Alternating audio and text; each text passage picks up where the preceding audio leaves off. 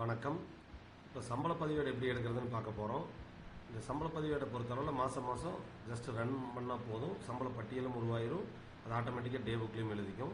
ஆனால் சம்பளம் போடுறதுக்கு முன்னால் அட்டண்டன்ஸ் போடணும், வருகை பதிவேடு போடணும். ஆனால் இந்த வருகை பதிவேடு கையில் தான் எழுதணும்னு நினைக்கிறேன். ஆனால் அட்டண்டன்ஸ் சம்பளம் போடுறதுக்காக நம்ம சாஃப்ட்வேருக்குள்ளே வருகை பதிவேடு போடுறோம். இப்போ இதில் என்ன பண்ணணும்னா, கணக்கியல் பரிவர்த்தனைக்குள்ளே முதல்ல வருகை பதிவேடு போய்க்கணும்.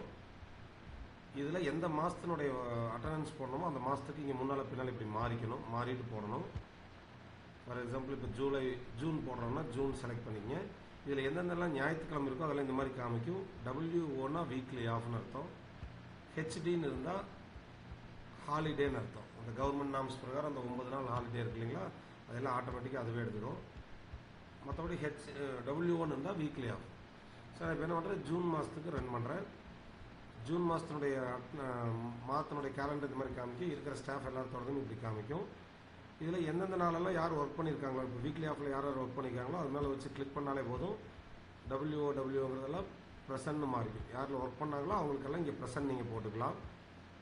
இது எல்லா ஞாயிற்றுக்கிழமையுமே இப்படி ஒவ்வொன்றா கிளிக் பண்ணி எல்லாத்துக்கும் போடுறதுங்கிறது கூட கொஞ்சம் பெரிய ப்ராசஸாக தெரியுதுன்னா அப்படி என்ன பண்ணலான்னா, இருக்க அத்தனை பேருமே ஒர்க் பண்ணியிருக்கோம் அப்படிங்கிற பட்சத்தில் இங்கே அனைத்து நாளிலும் வருகைன்னு கொடுத்துட்டா இருக்கிற எல்லா நாளுக்கும் அதுவே ஒரே கிளிக்லேயே எல்லாமே ப்ரெசன்ட் போட்டுரும். அதுக்கப்புறம் கூட நீங்கள் என்ன பண்ணலாம்,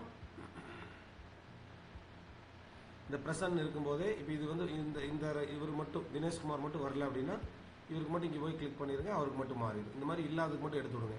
எல்லாத்துக்கும் WO வீக்லி ஆஃப்ங்கிறத ப்ரெசன்ட் மாற்றுறத விட இது கொஞ்சம் சுலபமாக இருக்கும். எல்லாத்துக்கும் ப்ரெசன்ட் போட்டதுக்கப்புறம் யாருக்கு இல்லையோ அவங்களுக்கு, யார் வரலையோ அவங்களுக்கு மட்டும் நீங்கள் ப்ரெசன்ட்லேருந்து வீக்லி ஆஃப்க்கு மாற்றி விட்டுருங்க. அதே மாதிரி தான் ஹாலிடேஸ்க்கும். ஸோ இந்த மாதிரி எல்லாத்துக்கும் ப்ரெசன்ட் போட்டாச்சு. இப்போ சேவ் பட்டன் நான் கொடுக்குறேன். அனைத்தும் வெற்றிகரமாக சேமிக்கப்பட்டு விட்டதுன்னு வந்துடும். அட்டண்டன்ஸ் போட்டாச்சு. நீங்கள் அடுத்தது என்ன பண்ணணும்னா, இதில் அட்டண்டன்ஸ் போட்டாச்சு, வருகை பதிவேடு. அடுத்து சம்பளம் பதியக்குள்ளே போகிறீங்க. சம்பளம் பதியால் எந்த மாதத்தினுடைய அட்டண்டன்ஸ் போட்டோமோ அந்த மாதத்துக்கு போய்க்கணும். இப்போ நான் ஜூனுக்கு போட்டேன். 5 ஞாயிற்றுக்கிழமை இருக்குது, இதெல்லாம் வந்துருச்சு. ஹாலிடேஸ் அந்த மாதம் எதுவும் இல்லை, எல்லாமே காமிக்குது. இதில் சேலரி, கன்சல்டேட்டட் பே, வேஜஸ் எல்லாருமே தினக்கூலிலேருந்து எல்லாமே வந்துடும். இதில் கெட் எம்ப்ளாயீஸ்னு கொடுத்தீங்கன்னா ஆட்டோமேட்டிக்காக என்னாகும், இந்த ஜூன் மாதத்துக்குரிய சம்பளங்களை ரன் பண்ணிடும். ஆல்ரெடி நம்ம கொடுத்து வச்ச பேசிக் சேலரி இதெல்லாம் வச்சு வந்துடும். இதில் 2 பேர் சம்பளம் இருக்காங்க, சேலரி இருக்காங்க, ஒருத்தர் மட்டும் தினக்கூலி இருக்கார். அதுக்கெல்லாம் ஒர்க்கிங் டேஸ்லேருந்து எல்லாமே கால்குலேட் பண்ணி எடுத்துகிட்டு வந்துடும். இப்போ அடிப்படை சம்பளம், மகவிலைப்படி, மெடிக்கல் அலவன்ஸு, இது வேஜஸ், தினக்கூலி யார் இருக்காங்களோ அவங்களுக்கு மட்டும் வேஜஸ் வந்துடும். இங்கே டபுள் வேஜஸ் கால்குலேட் பண்ணிக்க ஆட்டோமேட்டிக்காக அந்த லீவ் நாட்களை வச்சு, நம்ம லீவ் நாட்களில் நம்ம ஒர்க் பண்ணதை வச்சு எல்லாம் போட்டு இங்கே என்ன பண்ணும், gross salary, PF, total deduction, மொத்தம் நெட் சேலரி வரைக்கும் எல்லாமே இங்கே வந்துடும் உங்களுக்கு. இதில் நீங்கள் பேங்க் பேமெண்ட் பண்ணுறதா இருந்தால் இந்த இடத்துல காசு வழங்குற இடத்துல என்ன செக் நம்பரோ அதை இங்கே அடிச்சுக்கணும். அடிச்சுட்டு எந்த தேதினா அந்த மாதத்தினுடைய கடைசியில் வந்து நிற்கிது. இல்லை நீங்கள் 6ஆம் மாதத்தினுடைய சம்பளத்தை 1/7 அல்லது 2/7 அந்த மாதிரி தர்றீங்கன்னா என்ன பண்ணலாம், இந்த மந்த் எண்டுங்கிறத டிக் எடுத்து விட்டுட்டு இங்கே போய் 2/7ன்னு கொடுத்துட்டிங்கன்னா ஆட்டோமேட்டிக்காக அந்த சம்பளம் வந்து 2/7ங்கிற டே புக்லேயும் எழுதிடும். சம்பள பட்டியல்லையும் கொடுத்த தேதி 2/7ங்கிற மாதிரி வந்துடும். அல்லது 36 எப்படி வேணுமோ அப்படி விட்டுடலாம். கொடுத்துட்டு இந்த சேவ்ங்கிற பட்டன் கிளிக் பண்ணிங்கன்னா ஸோ ஆட்டோமேட்டிக்காக இந்த மாத சம்பளம் வெற்றிகரமாக பதியப்பட்டு விட்டதுன்னு வந்துடும். இப்போ அதை பிரிண்ட் எடுக்கிறதுக்கு ஜஸ்ட் இங்கேயே பிரிண்ட்னு இப்போ புதுசாக ஒரு பட்டன் வந்துருக்கு பாருங்கள். இது மேலே நீங்கள் கிளிக் பண்ணிங்கன்னா சம்பள பட்டியல் வந்துடும். இப்படி வந்துச்சுன்னா ஜஸ்ட் ஓகே மட்டும் கொடுத்துருங்க, அந்த மாதத்தினுடைய சம்பள பட்டியல் தயார்.